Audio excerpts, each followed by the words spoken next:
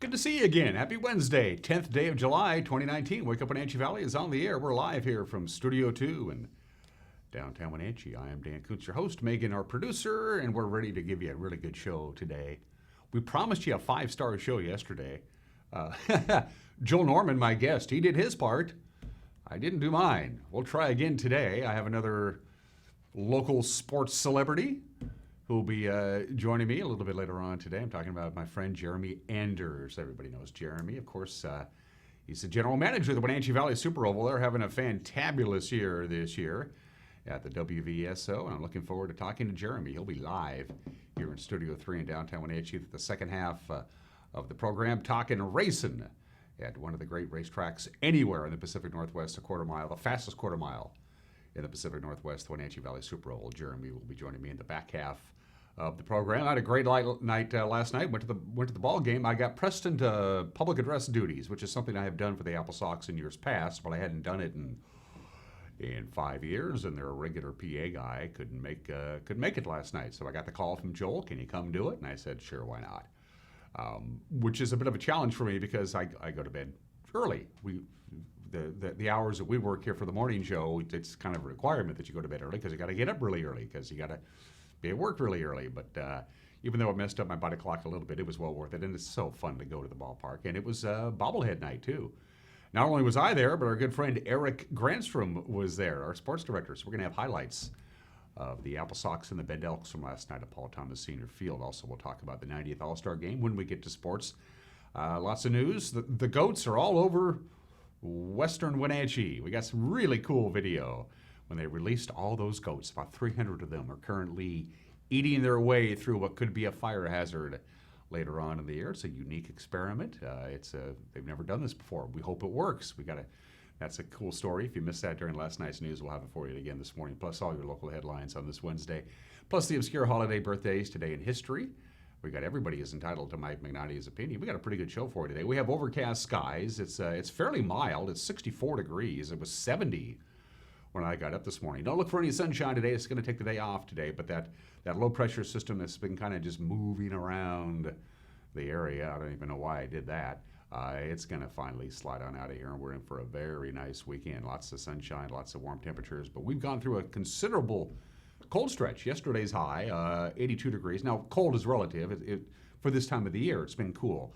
Our normal high is supposed to be about 86 degrees. Yesterday was 82, so we've now gone 4 days in a row with our afternoon high temperatures not getting to normal. And we probably won't get that today either, but things are going to change come tonight and especially into Thursday. Forecast details are coming up. We have set the table. Let's take you around the valley at 3 minutes after the hour with our Valley View cameras, courtesy of Localtel's Sky-Fi high-speed wireless setup. As you can see, the clouds are out there. We just now, not 15 minutes ago, had a passing shower, just some light drizzle that kind of came in pockets over the Wenatchee Valley. We're still in a drought. It's not a severe drought, but we are behind on our annual rainfall. Even with that gully washer that we had a couple of weeks ago, that still wasn't enough to get us back up to where we should be. We could use a little bit more rain as the valley continues, especially the foothills, continues to dry out. That is just another incredible view of the Wenatchee Valley with the mighty Columbia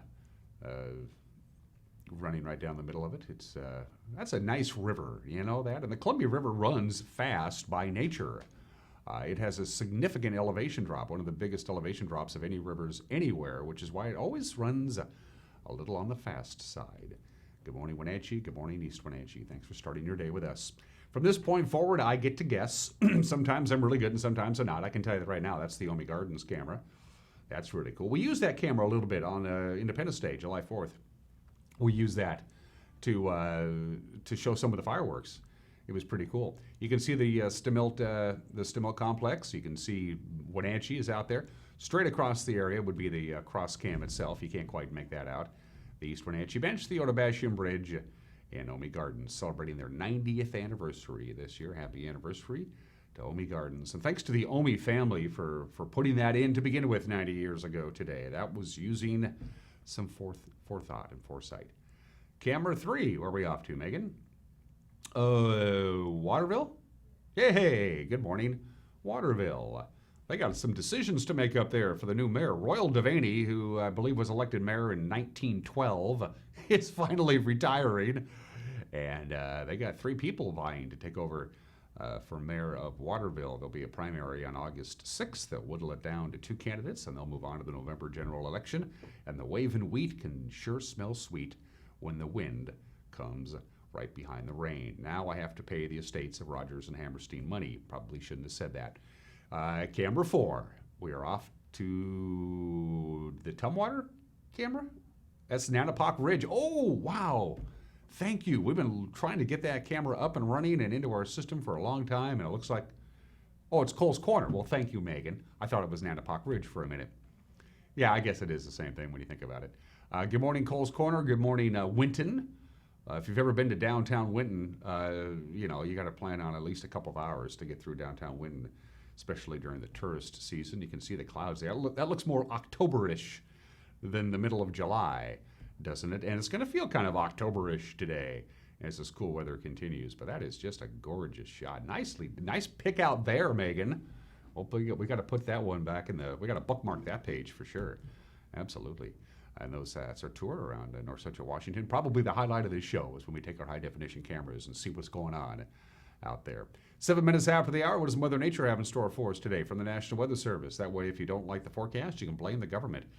And there you go. That low-pressure system is leaving, but it's going to take its sweet time getting out of here. It's moving northeast. It's kind of just dragging across the area. It started coming in yesterday. Had a little bit of light rain to the ballpark last night.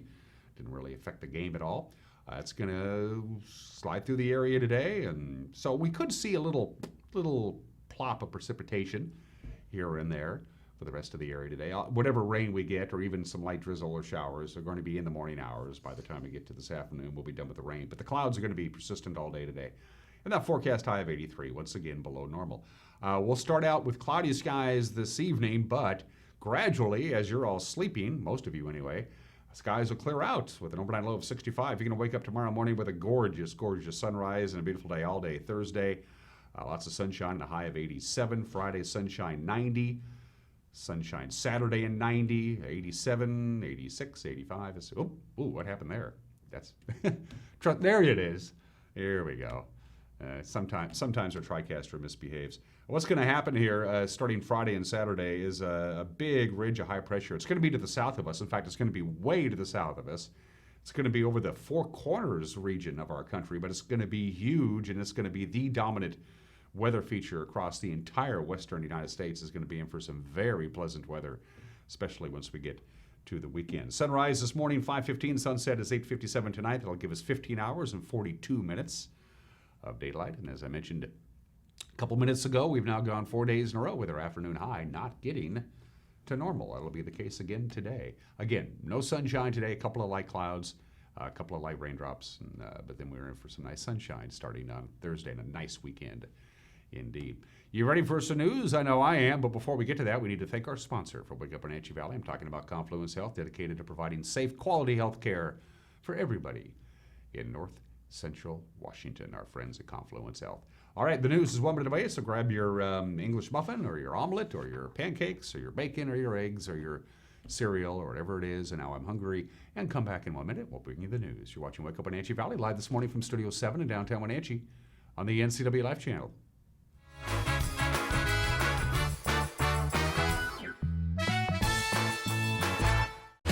When the people you serve are your friends and family, you see the world a bit differently. You understand that your survival depends on the health and strength of your relationships. Your word is your reputation, and that doing the right thing is the only way of life that matters. At Confluence Health, we remain humble. Trust is a gift that is earned, a privilege, an honor. And we remain grateful for the trust you place in our hands. Hi, I'm Jim Heinlein, agent here at Senior Insurance Services of North Central Washington, where we like to teach our customers how to shop and compare from all the Medicare options. Now, a lot of folks will come in and tell me, Jim, I'm so confused about all these choices. In fact, there's 21 reasons you can join a Medicare plan. But we want to focus on the specific plan that's right for you. So if that's what you need, give us a call at Senior Insurance, 888-2600, or visit one of our 5 locations.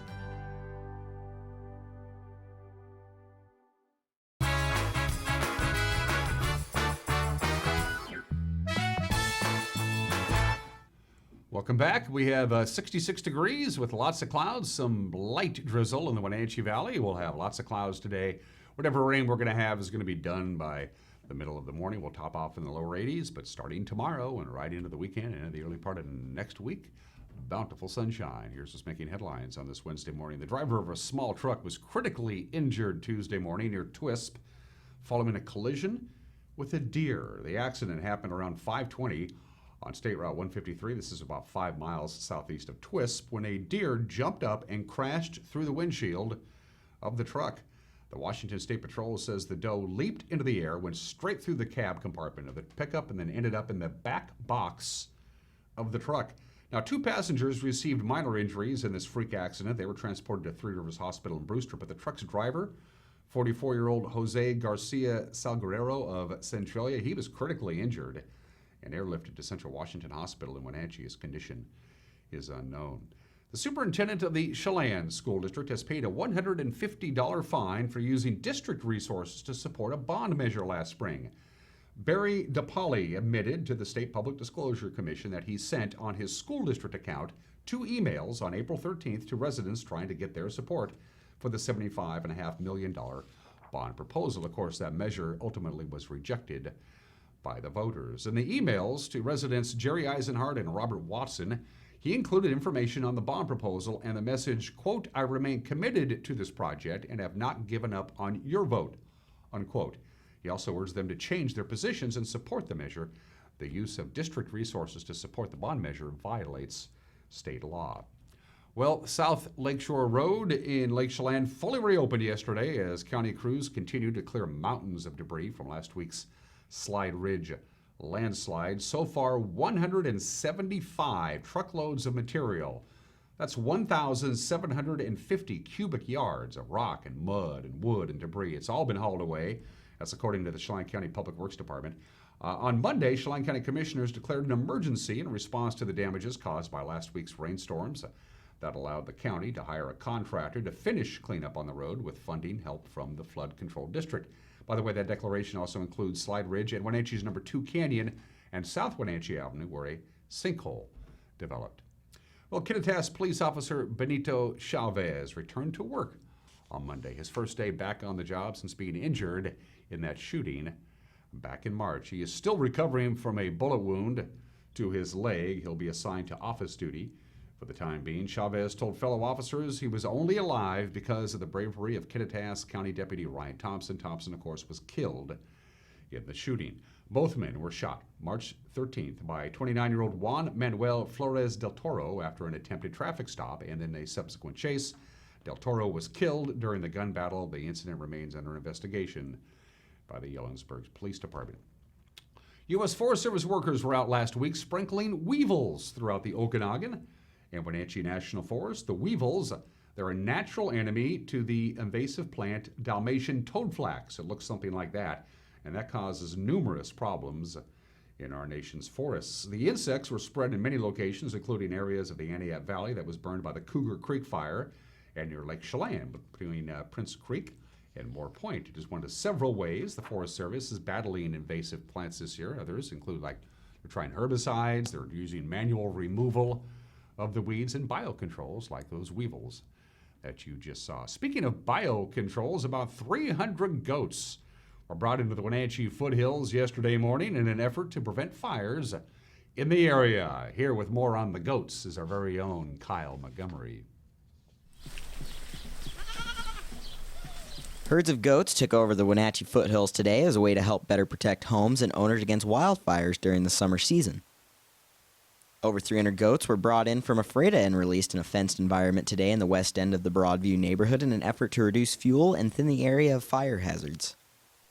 The Sleepy Hollow fire that burned to the edge of Wenatchee in June of 2015 destroyed 28 homes and businesses in the area, and with the Federal Emergency Agency grant, firefighters have begun to get rid of brush and grass that contributed heavily to the fire. Chelan County Fire District 1 Chief Brian Brett tells NCW Life how the goats were brought in and plan to contribute to the area. The goats are about to arrive here at 10:30. It's going to take 2 trips to get them offloaded. They're going to offload up here in the southern end of Maiden Lane and enter this drainage right here. The herders and shepherd cordoned this off with an electric fence in a 1 acre chunk. The goats are going to come in here, and it's going to take approximately 1 day for each acre to be done.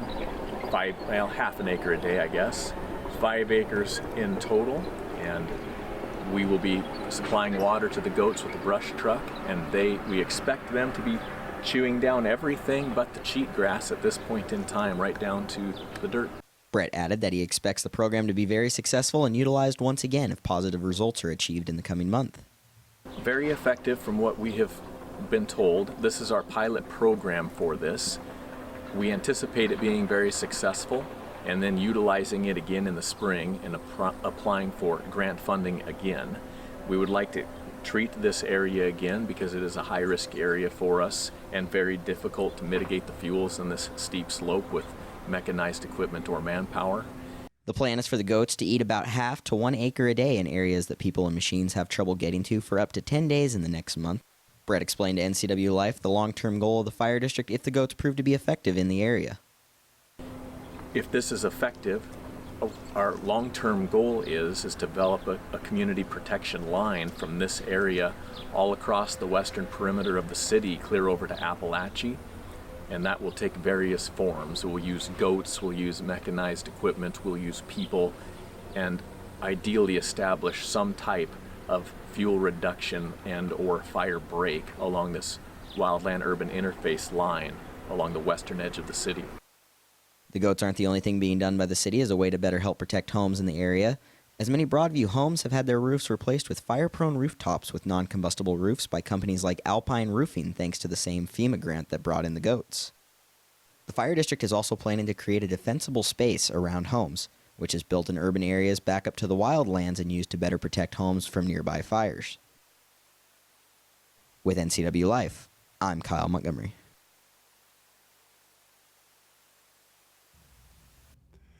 Thank you, Kyle. I'm no goat expert, but 300 goats, that's a lot of goats.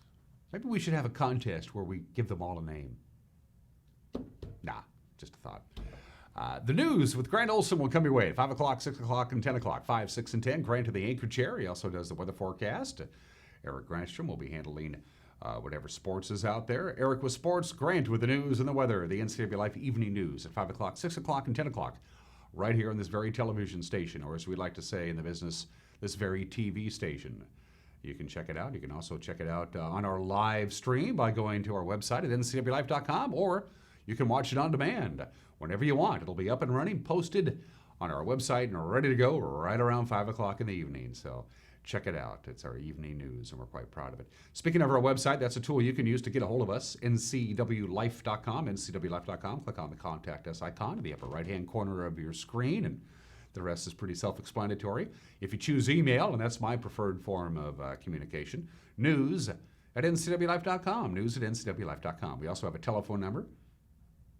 Yeah, we do. We have a telephone number. We have a Facebook page. Everybody has a Facebook page. Well, not everybody. But you can get a hold of us on our Facebook page. Just drop us a line there. We have a Twitter handle. We have a song in our heart.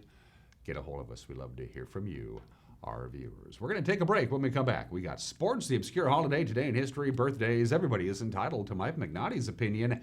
And Jeremy Anders, the general manager of the Wenatchee Valley Super Oval, is back to pay me a visit live right here in the studio. Looking forward to that. We got a busy 40 minutes coming your way. Don't go anywhere. You're watching Mike up Wenatchee Valley on the NCW Life channel.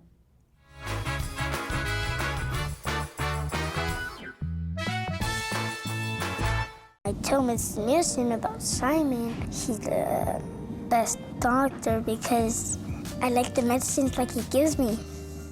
He asks like more questions, and that's why I feel like he's more interested in the health. For me, it means a lot. That means he really cares about, about him. I like you, Simon, and you're my best friend.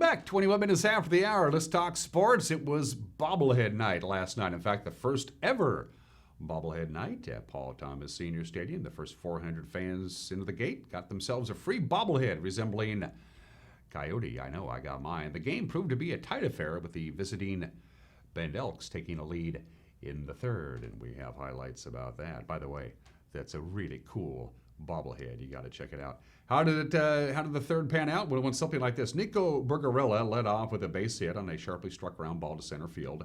Jake Jarvis followed with a ground ball that got through Sox second baseman Coldy Colden and into left field, and that's where Johnny Sage threw wildly to first, and that allowed Bergarello to get to third base. One batter later, Chase Ferdinand lifted a base hit to left center field, and that scored Bergarella, as you see there. Wenatchee tried a two-out rally in the fourth on a long triple off the bat of Hunter Montgomery that almost took out our very own cameraman, Eric Grandstrom.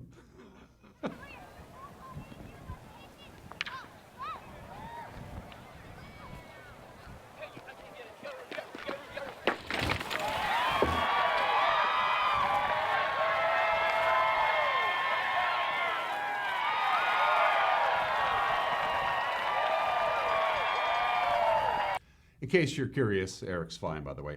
The game would remain 1-0 under a light drizzle until the fifth inning. That's when Ben's Brad Morgan stepped up with a runner aboard, taking on Wenatchee starter Sam Wyatt.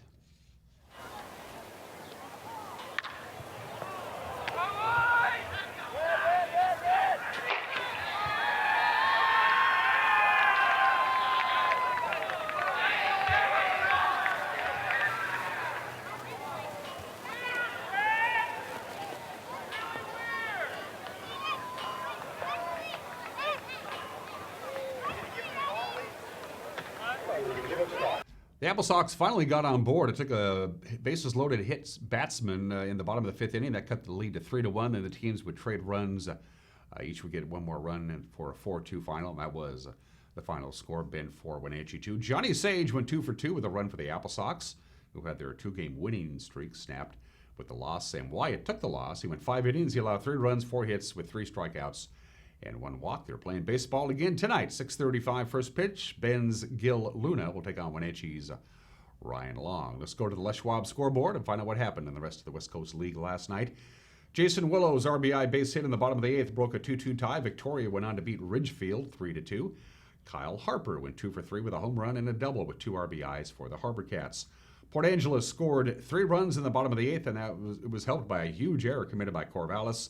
And the Lefties ended the night's 16-game winning streak, 6-3. Walla Walla came from behind to score 3 in the 8th and 2 in the 9th, and that led their way over Bellingham, 11-7. Chaz Martinez led the way for the Sweets. He went 2 for 2 with 3 walks, 3 runs, and 3 RBIs. In non-league play Tuesday, James Arakawa broke a 7-7 tie in the bottom of the 8th with a 2-run base hit.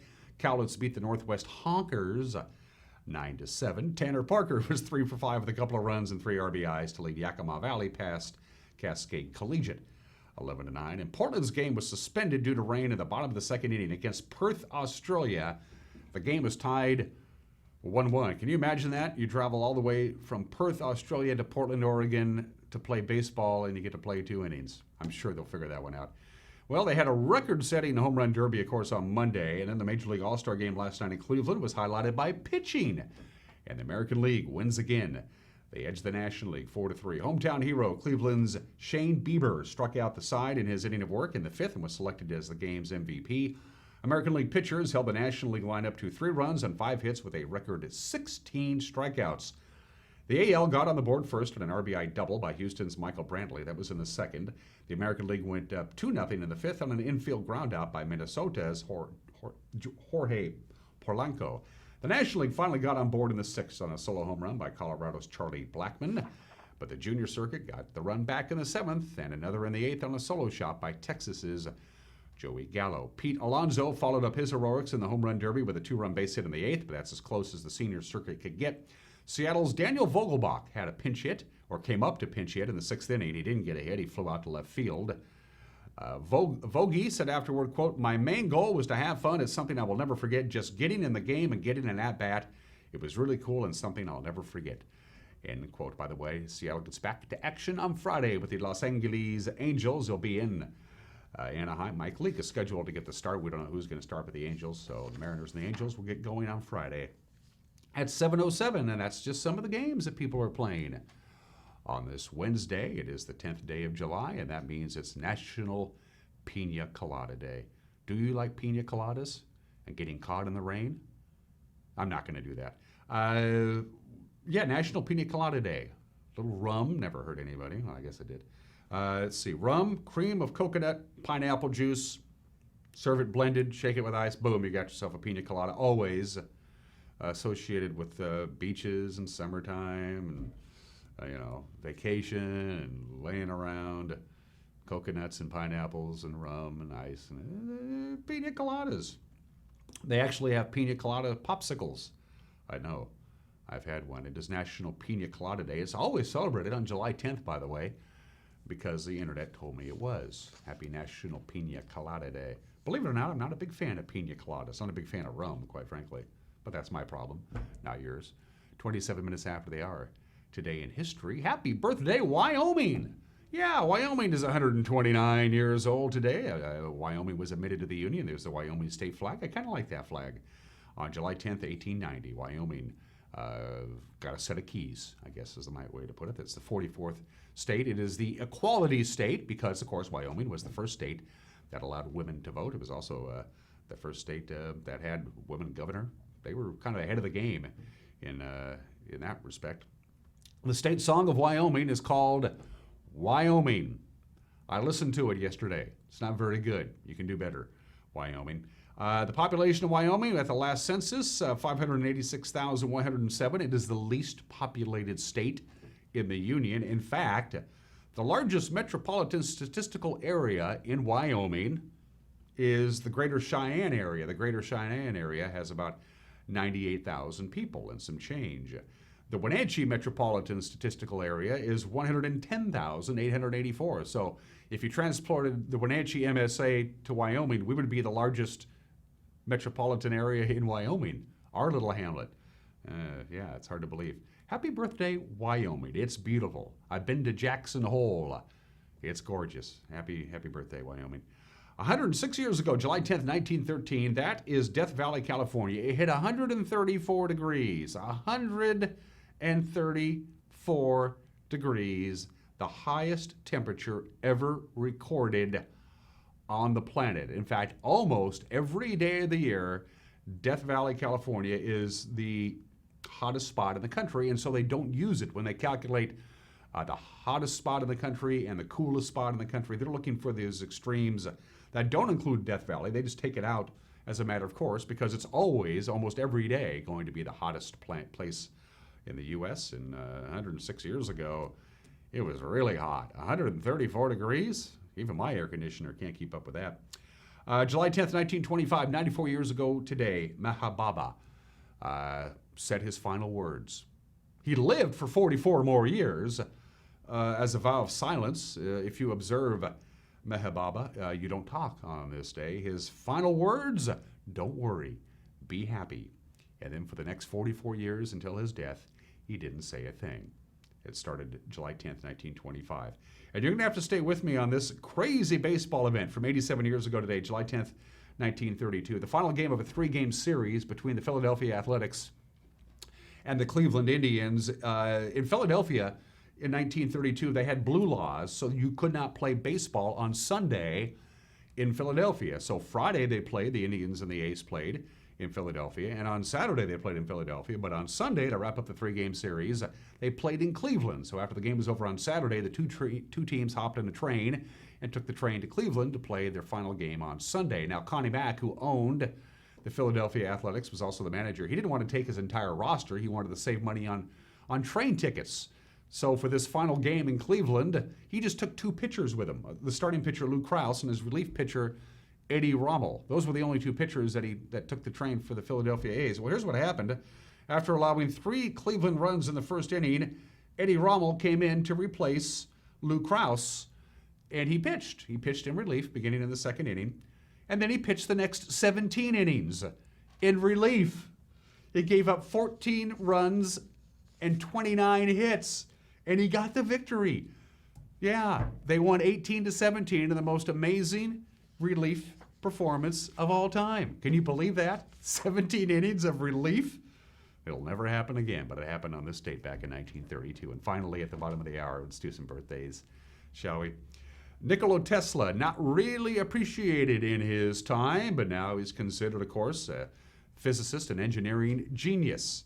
Nikola Tesla was born in 1856, passed away in New York City at the age of 86, pretty much dead broke. All of his experiments he funded himself, and when he died, he had no money. But of course, he essentially invented alternating current. The alternating current electrical supply system is credited to that guy, Nikola Tesla. It's too bad he wasn't appreciated in his time, but he's considered now a scientific genius. He was born in this state in 1856. David Brinkley was born in this state in 1920. David Brinkley, my favorite television journalist. I love David Brinkley. Of course, the Huntley-Brinkley Report was the dominant nightly news program in this country from 1956 to 1970. Then he went on to host This Week with David Brinkley, which I never missed. From 1981 to 1996, he got 10 Emmy Awards, 3 George Foster Peabody Awards, Presidential Medal of Freedom, and one of those few journalists who were able to translate and transfer their talents from print journalism to television journalism. The legendary David Brinkley was born on this date, 99 years ago today. Eunice Kennedy Shriver, the 5th of the 9 Kennedy children, was born in the state in 1921. She co-founded the Special Olympics. Of course, she had a sister who was developmentally disabled. She took care of her and decided to start the Special Olympics, and now it's one of the great movements in this planet. And of course, she also got a Presidential Medal of Freedom. Eunice Kennedy Shriver, born in the state in 1921, passed away 10 years ago at the age of 88. Urban Meyer, the American football coach, is 55 years old today. One of only 3 coaches, Pop Warner and Nick Saban are the other, to win major college football national championships at 2 different schools, 2 at Florida, 1 at Ohio State. He, of course, retired after the Rose Bowl victory over Washington earlier in this year. Urban Meyer is 55, and Sofia Vergara is 47 years old today. Of course, she plays Gloria Delgado Pritchett on Modern Family, and she's also very wealthy. She makes about $40 million a year between television, cosmetics, clothing lines, personal appearances, whatever. That ain't bad. And at 47, she's looking good. She's looking better than I did when I was 47 years old. We're going to take a break. When we come back, everybody's entitled to Mike McNally's opinion. And my conversation with Jeremy Anders, the general manager of the Wenatchee Valley Super Oval. We're going racing. When we come back, you're watching Wake Up Wenatchee Valley on the NCW Life Channel.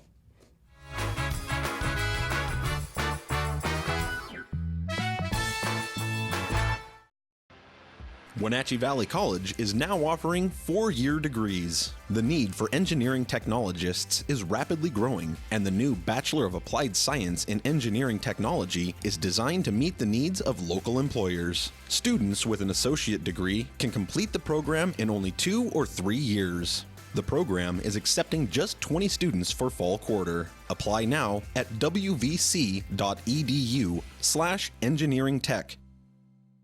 Hi, I'm Cordell Schroeder, owner of East Wenatchee Mobile Storage. If you're thinking about making a move anytime soon, check out the East Wenatchee Mini Storage brand new mobile storage service. They drop it off at your location, you pack it, and they pick it up and store it in their protected warehouse at East Wenatchee for as long as you need. When you're ready, they'll drop it off at your new home or office. East Wenatchee Mini Storage is excited to offer this brand new service to our region. Call 509-884-8643 or find us on the web at ewministorage.com. If you're stuck trying to find the perfect beer for you, look no further than Badger Mountain Brewing.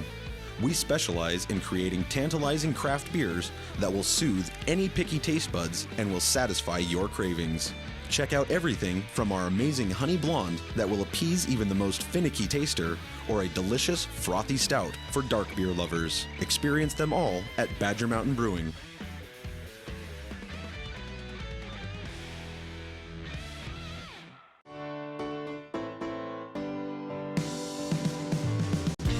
Only one dealership in Wenatchee has Motor Trend's SUV of the Year and Truck of the Year. That's right, Town Chrysler Jeep Dodge Ram has the all-new Jeep Wrangler and the all-new Ram 1500 pickup. Or get the best of both worlds in the new Jeep Gladiator. Visit Town Chrysler Jeep Dodge Ram today for more information on these award winners and see why there's no reason to leave town to buy your next vehicle. Lakeshland Mailboxes is a small place with a lot to offer. Job one is shipping and receiving from A to Z. They pack it, they label it, they ship it. But did you know we also offer notary service, online computer access, legal forms, copies, greeting cards, and of course mailboxes, even passport photos. Chelan Mailboxes, everything you need in one small package. Arctic Refrigeration and Heating, serving North Central Washington, is proud to offer the finest heating and cooling air quality products along with prompt and professional customer service since 1984. Regardless of the temperature outside, Arctic is here for you. Arctic offers a variety of services: residential and commercial heating, air conditioning, commercial refrigeration, as well as planned fall and spring maintenance for the overall well-being of your system. Call Arctic Refrigeration and Heating for your heating and cooling needs.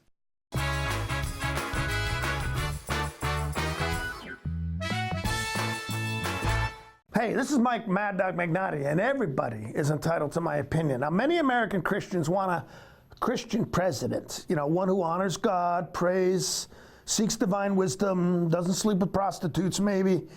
Now, I'm all for that too, but we have to understand there are things about leading this country and adhering to the oath of office that don't exactly jive with what Jesus taught us. Now, seriously, when 9/11 happened, did you really want George W. Bush to go to Osama bin Laden and turn the other cheek? Being an American and swearing to defend the Constitution are not mutually compatible with Christianity. Sorry, they're just not. Now, interestingly, we had a president some years ago, a very devout man whose life exemplified his Christian values as much as any of ours do, I guess. And this president even continued to teach a Sunday school class while he was in office. Despite this, many right-wing Christians really didn't like him. Yeah, Jimmy Carter, go figure.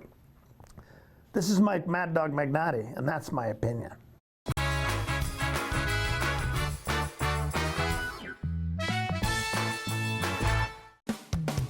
Wowee! Collins Fashions has all your needs for summer events. Cool tanks and tees, Bermudas, skirts, capris, ankle pants, embellished jeans, pretty sundresses. And ladies, we have amazing special occasion dresses for your weddings and cruises. All washable in many flattering styles and colors. Collins has over 100 different styles of sandals and shoes for your lifestyle. Tommy Bahama for men and women is in stock, and we can special order just for you. Come in soon to your Brighton headquarters, where fun meets fashion in downtown Wenatchee. Welcome to Boswell's Home Furnishings. Come in and explore their expansive 2-story showroom at your leisure. You'll find comfort and inspiration for every room in your home. Boswell's has been filling customer furniture needs for decades, from contemporary to the classics, for living room, dining room, and bedroom sets. Purchase in-store or create your own unique style. With Boswell's complimentary design service, your vision is their passion. Where would you like to start? Hey folks, Carrie from Blueberry Hills in Manson, where we've got huge news. We've started our Blueberry U-Pick. It's a great time to toss the family in the car and get on out to Blueberry Hills, where you can get the best down-home scratch country cooking around and pick some of the world's most delicious and largest blueberries that have been high desert farmed. This makes for an intense blueberry flavor, and they are so much fun to pick. Our fields are open 8 to 2:30 daily and restaurant from 8 to 3, so come on out and join us. Break out the shorts and sunglasses. Summer is here. So, moms and dads, what have you planned for the kids this summer? Registration is now open to sign up online using our new RAC app or by calling the club. Our team of professionals have multi-sport camps, swim and tennis lessons, swim team, and much more packed into our summer schedule.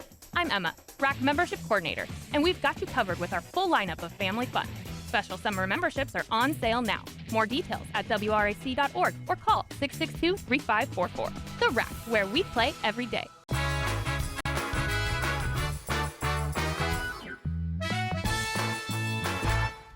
And welcome back to Wake Up Wenatchee Valley. I am Dan Kuntz. They bill themselves as the fastest quarter mile in the Northwest, and they can't say that unless it's true.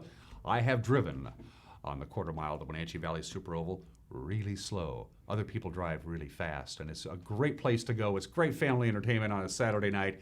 And back again. In fact, he was my very first guest on the very first show of this year, and he's back again. It's your friend and mine, Jeremy Anders, the general manager. Let me say that correct. The general manager of the Wenatchee Valley Super Oval, which is still cool. I still, when you first sent out that press release, said, hey, I got a new job, and guess where it's at?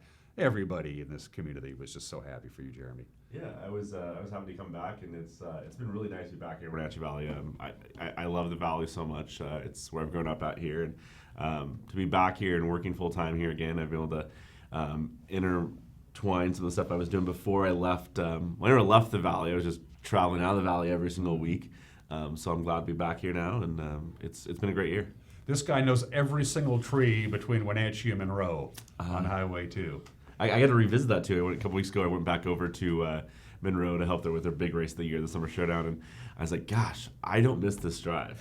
I hadn't done that drive for a little while, and it was nice to take the drive back there and go back there for one weekend, but driving it every single week was that was a little too much for me. Well, the drive isn't bad. It's actually, from an aesthetic standpoint, it's beautiful, until you get through Bearing. I love East Bearing. West Bearing is a difficult place to get through. Yeah. And then you get Gold Bar, and then Startup, and then and you're Sultan, and then I knew all the best places to eat along the way, and the best places to stop, and who had the cleanest bathrooms along the way. So I thought you get to know that stuff pretty well, and you knew what time to drive it too. And I totally went against my way of driving back. Anybody that drives Highway 2 knows this is.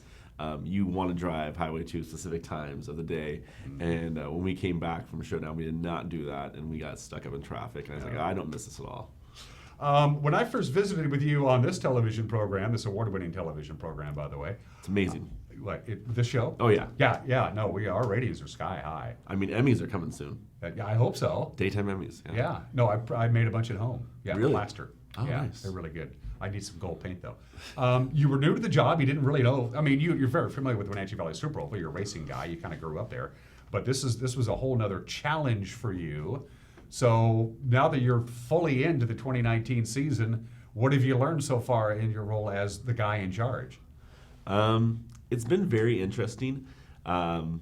It's been a learning curve for myself and our staff as well, but it's been really successful so far. We have a smaller season that about the same season as the last couple of seasons you hear, but our race date's been really good. The biggest thing that killed me early on in the season was weather, and we get like 4 days to prepare the track, and we had rain 2 of those 4 days, so that scrubbed us down. But and then on top of that, I think between April 13th to May 18th, we had 3 race dates. There were 6 Saturdays in their total. The 3 Saturdays that weren't Super Oval race nights. The average temperature high was about 82 degrees. The 3 that there were race dates on, the average temperature high was about 68 degrees. So temperature really killed us those first few races, but we still had bigger crowds than we had the year before. Sure. So I feel like we were on track and doing good stuff good there, but adjusting to the temperature is one of the biggest things that I really sat back and like, gosh, I really got to do that to make sure. So we had some earlier start times on some of those races and stuff like that. The biggest thing has just been educating people. I mean, that was my big thing I knew back then, was just to educate people. And we've been able to do some fun things this year. We did a Fancher Heights night where we invited the residents of Fancher Heights to come to the races. And well, that's a great idea, because they have to put up with some inconvenience. Yeah, I mean, not a lot, but it's the track's been there since 1970, so sure. It was there before they were there. But it's like a nice thank you. It's a gesture. Hey, thanks for. It's a neighborly thing to do. Yeah, and I live on Fancher Heights, so I mean I'm up there all the time about that, and it was a nice thing to bring those people in. And we've done some other great things too. We've reached out to some nonprofits as well and brought them up there. And but our crowds have been great this year. We've been doing some different marketing things, a lot stronger on our social media presence. Your website's fantastic. Our website's a lot easier to use. Yeah. You have results right away, which people love about that. Our points are up to date right away. Before there were some struggles there. Our sponsorships have been great this year. That was one of the big things. I knew I had to go out and really take care of our current sponsors and enlist some new sponsors. And we've been lucky enough to have a lot of new sponsors come on board this year. And I think that when you get support like that from the community, it just kind of it's a domino effect. It's that really comes through. So we started at the top with our sponsorship side, and it's fell all the way through, all the way to our attendance side, and our drivers are happier. I think there's a lot of great things going on. That was going to be my next question. It's one thing to really get the fans involved, and that's such a critical part of Jeremy's job, of course. We have a photo later on of some of the big crowds I've had earlier this year. But the racing community, the guys and the gals who are behind the wheel with their pit crews, the nuts and bolts on the other side of the stands, their response has probably been, this is great. Yeah, there's been some great things that have happened there. I mean, we've had some instances this year where, unfortunately, I think we've had 3 throttles stick in the last like 3 races. So usually when a throttle sticks in a car, that car it's usually done. So unfortunately, we've lost a couple racers to that with some stuff. But we've had some great car counts in some of our classes, and some of our other classes we're kind of having some up and down battles. But I think that we have some great races coming up to finish out the year. That you're going to see increased car counts in all of our classes and some of our traveling divisions. I mean, the Pro 4 trucks were here last weekend for July 6th, and they had their biggest car count they've had in a while. So we're starting to see some more out-of-town drivers come in, which is nice. And we're working on some bigger things. Of course, with bringing in more sponsorship, we're able to bring up the purses a little more, which drivers always like more money. Sure. They're never going to make money in the sport usually, but to offset their cost of their expensive hobby, like we get to call it, it helps out a little bit. So. You mentioned the big trucks. We have a video. We're going to show that while Jeremy narrates it. I like the midgets, but these big cars on a quarter mile is just fun to watch, isn't it? Yeah, 10,000-pound machines. You can see the diesel they spit off there, so heavy there.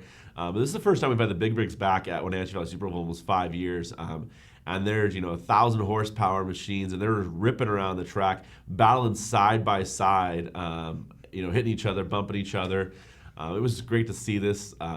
Always great to have the trucks up there. These guys drive mainly from the Canada. There's one American driver in there, but it was just great to have them back up there. And they do a circuit. They all kind of travel together. And yeah, so they were in All-American. They were All-American Speedway in Roseville, California last weekend. Before that, they were they did like a 6-week stretch. They were back to back to back, and then they take about 2 or 3 weeks off, and then they kind of do a few more. I think they have 9 or 10 races total across the western U.S. because they're doing Colorado and California. And like I said, first time back here in Wenatchee in 5 years. It was nice to have. Well, when the racers do circuits, and they do, of course, the Northwest, they do the Yakima Valley and all the other areas in Monroe, you talked about that.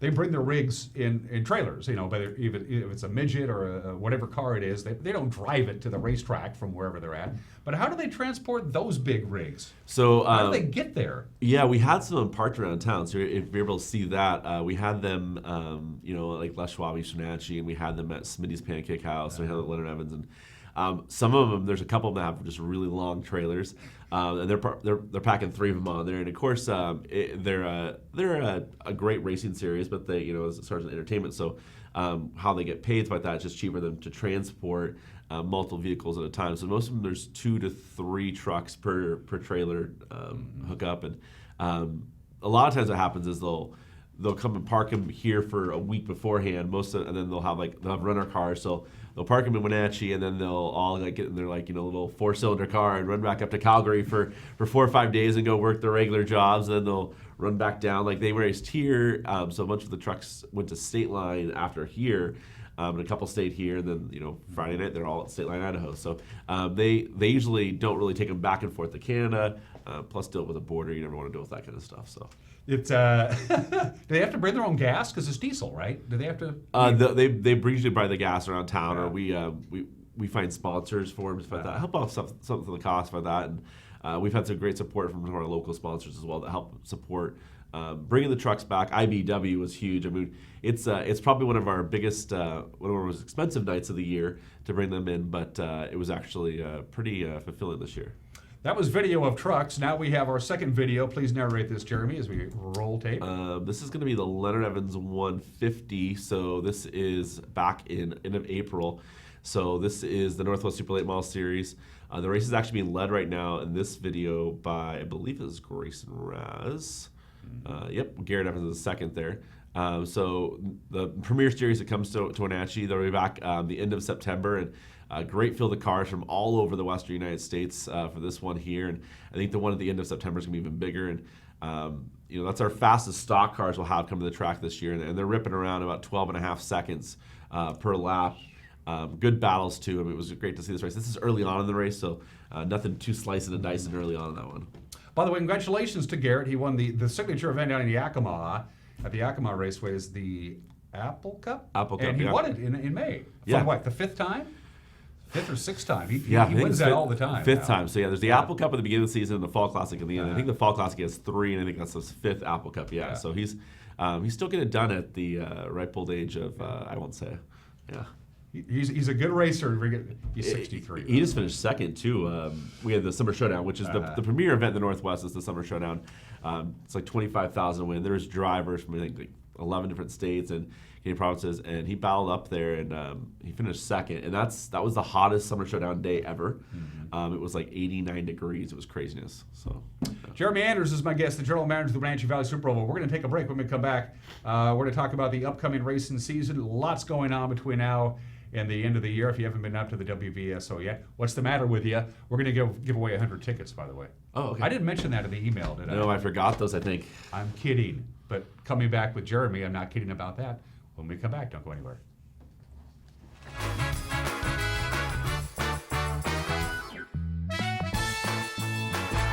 My name is Brian Thorpe. I own Global Car Care in Wenatchee and have been here for about 25 years. Brian started Global Car Care as Brian's automotive alternative on Orondo Street. Some customers were following Brian since Brian's automotive time. No, we're just grateful to be part of this community. This is where I grew up. We want to do our part to be a valuable part of this community. We want to thank you for trusting our business for 25 years. At Harvest Valley Pest Control, we know you are committed to making your home and business a healthy and pest-free place. Hi, I'm David. Give us a call and we'll give you a firm price over the phone and schedule a time that works for you. We will do an in-depth 30-point healthy home or business inspection and craft a customized plan of action designed specifically for your pest issue. Give us a call or visit our website today. Hi, this is Brian Snyder with Black Rock Asphalt Services here in Wenatchee, your local Black Rock seal coat company. Have you looked at your driveway or parking lot lately? Is it gray and oxidized? Does it have cracks that have not been taken care of? Or do you have striping that is pretty much non-existent? Please give us a call locally here, 509-665-9769. Learn more at blackrockasphaltsealcoating.com. What's your auto mocha emergency? It's a Frapita mocha with whip. The espresso shakes are my most favorite because I can get any flavor. Peanut butter chocolate Frapita. Definitely the espresso shakes. My favorite is the mocha Frapitas. A peach Red Bull.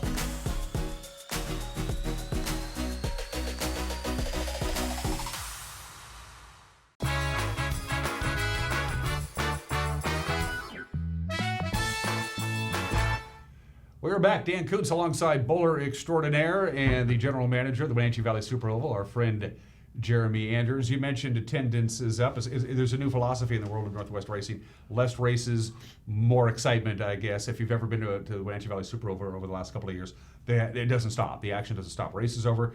Trucks or cars or whatever go off and the next thing happens. But this year, and we have a photo to prove it, attendance is up significantly. Look at that crowd at the WVS. So, Jeremy, how do you account for this year's crowds? Why is there so many more people coming out to the WVSO? We've had some great run. This crowd right here was our Big Rig Night, which we knew was going to be our big crowd. It ended up being our biggest crowd we've had in 8 years, which was really exciting to see. You sometimes find some things like, hey, you haven't had that crowd that big. So some of our stuff that we had set up for it, amenities-wise, we will change for next year for sure when we have them back. And then we were followed up the next week by the Bunta Pass, which another great crowd for that. So, those are two of our bigger events we know we're going to have, and we have at least 3 more that are going to be pretty close to those same size. And I think it's just it's a couple of things. I think it's our marketing. We're changing up a little more and stuff like that. We're a little more engaging on our marketing that we're doing. I think our sponsor support helps out because we have more businesses who are engaged with us because of that. And then I think also our community relations aspect. We've been doing as much community stuff as we can this year, donating back to people. We've been doing we did like the Apple Blossom Youth Day. And we've had a few other events that we've been out to. So I think that whole entire thing is just all together. And it's things that, I've learned over the years in my time of racing. And then it kind of goes back to the first few years when we had the Wenatchee Wild, and I was a part of that, and back then, and really engaging the community. I think that was one of those successful things we did at the Wild early on. Was we were so engaged in the community. I think that's the biggest thing that I've been trying to do is make sure we're engaged, and it kind of fell off for a few years. I mean, it's probably 4 or 5 years. It's kind of fallen off with the community aspect engaging there, and so I feel like that we're getting really good at that, and our crowds are going up, and I know that we have our Thunder in the Valley coming up next, which is going to be really, it's a different group of racers that come for that race. So that one's the one that we're... What do you mean? In fact, we have a picture we want to throw up, but when you say different group of racers, so what do you mean by that? It's sprint cars, so it's all open wheel cars for the most part, except we added one more thing. So we have the sprint cars, which are these cars here. That's the fastest cars you're going to see at WVSO this year. And actually, there's a couple cars who they are going to try to go for the all-time track record.